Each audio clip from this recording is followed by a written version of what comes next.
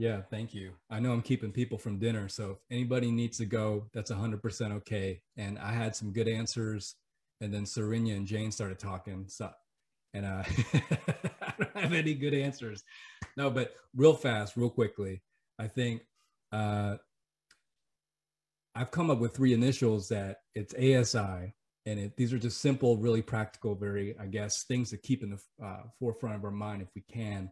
It almost spells Asia. I didn't do that on purpose, but A is awareness. You know, a hard part about our stories is that what I find is disbelief that that doesn't happen.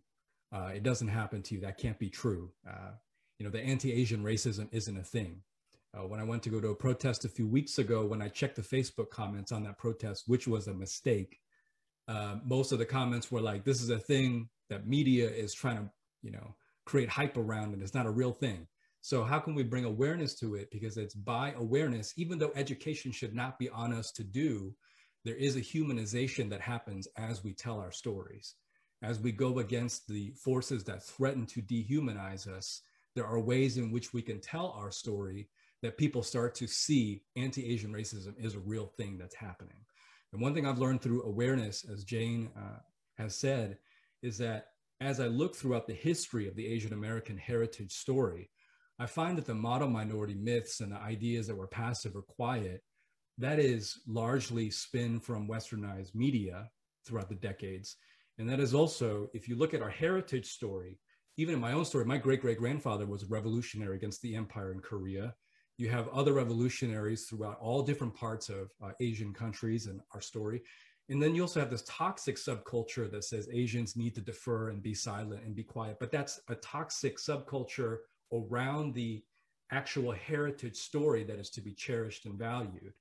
And so I think we need to kind of unlearn, to use Jane's word, unlearn a lot of that passive, dormant, not talking enough, not loud enough. If you look throughout history, we have been. And as I've learned, I had grown an awareness of that, that has become sort of the inspiration and sort of the mechanism by which I feel like I can lean into my identity as a person, as a people who have always spoken up. The second one, S, support. Support doesn't just mean protest and petition, though those are very, very good things and we ought to do them, but it also means buy art and all kinds of things made from the Asian American Pacific Islander community. If you love those people on Instagram, see a way that you can support them. Venmo them food, just like Jane was talking about. Support them in all the ways that you can, spiritually, emotionally, financially. And then the last thing, intervention. It was already brought up. There's that bystander intervention class. I took it. It was fantastic. There's the 5 Ds of bystander intervention. And one of them is delay. And in delay, just to focus on that real quick, when someone goes through a racialized traumatic event, what are ways in which we can step in and in between the space of they just had this crisis, terrible thing happen, and it's going to traumatize them? Can we step into that space and act as a person who believes and sees them and is able to hold them in the space of that grief, that crisis, and that trauma?